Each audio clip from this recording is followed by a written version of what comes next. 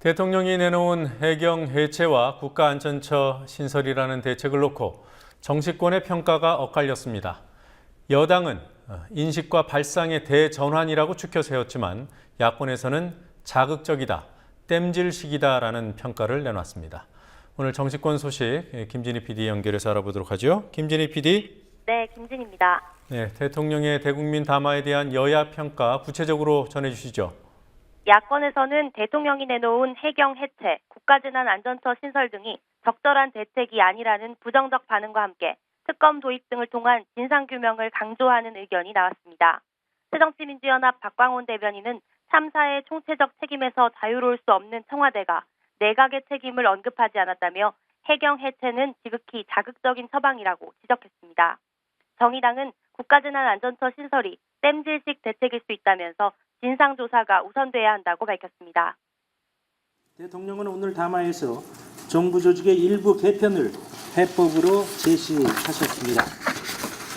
그러나 대통령께서 취임 직후에 직접 제안해서 국회를 통과한 박근혜 정부의 정부 조직이 제대로 작동하지 못했다면 그에 대한 철저한 자성과 성찰이 선행돼야 할 것입니다. 특검에서는 국가재난 시스템이 전혀 작동하지 못했던 문제와 정부 차원의 초동 대응 실패 책임에 대한 철저한 수사가 이루어져야 할 것입니다. 국민의 생명을 줘버린 정부의 책임에 대해 성역 없이 철저한 수사를 담당할 특검이 반드시 필요한 것입니다. 단기적인 수사와 대책은 대통령이 할 수 있지만 철저한 진상조사와 규명은 청와대 혼자 절대로 할 수 없습니다. 대통령이 혼자 해결하겠다는 철학이 단기적 땜질 처방만 나열하는 담화가 되었습니다. 세월호 참사의 근본적 해결을 위한 유일한 답은 대통령은 빠지고 독립적인 범국민 조사기구의 구성이라는 것을 다시 한번 밝혀둡니다. 반면 새누리당은 솔직하고 진솔한 담화였다면서 충격적인 사고에 대한 인식과 발상의 대전환을 지시했다고 긍정적으로 평가했습니다. 대통령이 담화를 발표한 직후에 아랍에미리트로 출국을 했습니다. 이에 대해서 야권에서 적절치 않다 이런 의견이 나오고 있다고요? 네, 민주연합 박광온 대변인은 과연 이 시점에 꼭 행사에 참석하기 위해 출국해야 하는지 많은 국민들이 공감하지 못한다고 말했습니다. 정의당에서도 세월호 참사 수습보다 더 중요한 일이 없는 이때에 특히 안전 문제 논란을 빚고 있는 원전 관련 행사에 참석하기 위해 출국한 것은 적절하지 않다는 비판이 나왔습니다.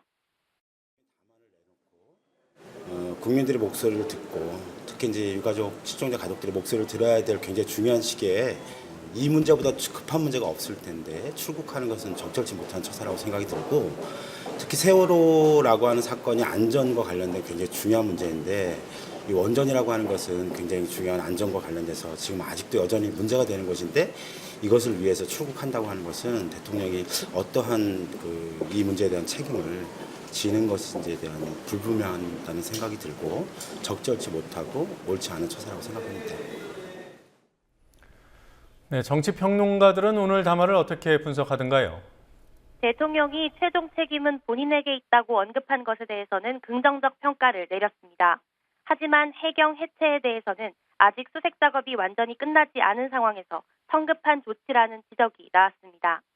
해경 경비정과 목포 해경 간 교신 파일이 어제 공개돼 해경이 선내 진입 지시를 받고도 들어가지 않은 사실이 드러났는데 대통령이 해경 해체를 발표하면서 해경에 물어야 할 사법적 책임이 흐려질 공산이 있다는 지적도 있었습니다.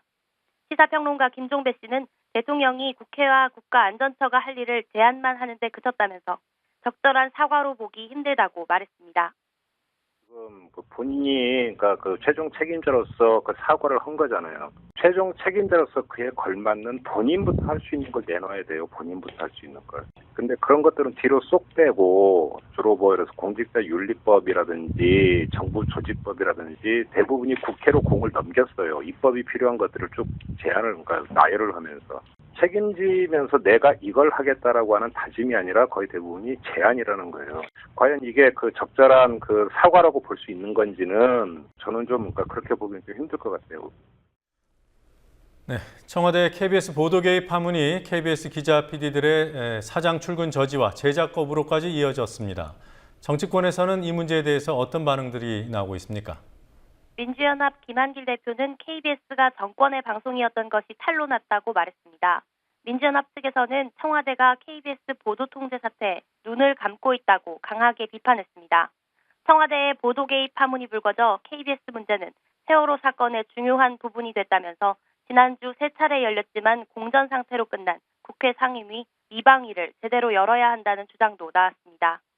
미방위 야당 간사인 민주연합 유승희 의원은 KBS 보도 개입 문제를 조사하기 위해서는 김한영 사장 등을 출석시켜 질의해야 하지만 새누리당이 언론 중립을 해칠 수 있다는 이유로 반대하고 있다면서 이는 궤변이라고 말했습니다. 네. 자, 이번에는 6.4 지방선거 후보들 소식 좀 알아보도록 하죠. 오늘 서울시장과 또 경기지사 후보들의 첫 번째 TV 토론회가 있었죠? 네, 서울시장 선거에 출마한 새누리당 정몽준 후보와 민주연합 박원순 후보가 첫 TV 토론회에서 2시간 동안 안전 문제 등을 놓고 공방을 벌였습니다. 정 후보는 박 후보가 과거 평택 미군기지와 제주 해군기지 반대 성명서에 서명한 적이 있다고 공격하고 북한 인권에 대한 질문도 이어가면서 공세를 폈습니다.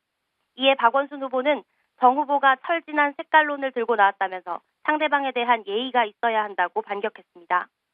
또 정 후보가 서울시 안전 예산이 전임 시장 때보다 1,000억 원가량 줄었다고 지적하자 박 후보는 안전 예산이 지속적으로 증가하고 있다면서 앞으로도 4년간 2조 원을 늘리겠다고 밝혔습니다. 경기지사 선거에 나선 새누리당 남경필 후보와 민주연합 김진표 후보도 오늘 첫 TV 토론회를 가졌습니다. 남 후보는 김 후보가 내놓은 보육교사 7만 명의 공무원 전환 공약이 현실성이 떨어진다고 비판했고 김 후보는 중앙정부와 지방정부가 나눠 부담하면 어려움 없이 이행할 수 있다고 반박했습니다. 국민TV 뉴스 김진희입니다. 네, 김진희 PD 수고했습니다.